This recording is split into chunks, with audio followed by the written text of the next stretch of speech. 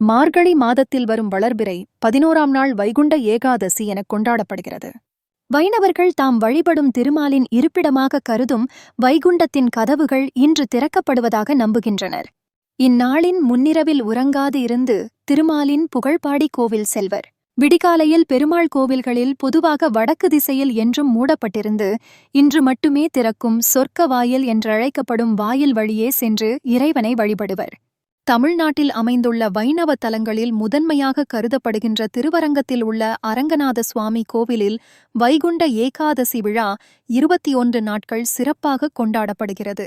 திருவரங்கம் கோவிலில் இந்நாளின் முந்தைய 10 நாட்களில் பகல் 10 என்றும் பிந்தைய 10 நாட்களில் இரா 10 என்றும் சிறப்பாக விழா நடத்தப்படுகிறது.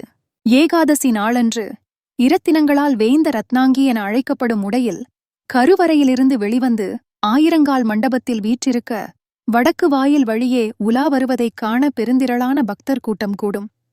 இந்த வாயில் இந்த நாளிலே மட்டுமே திறக்கப்படும்.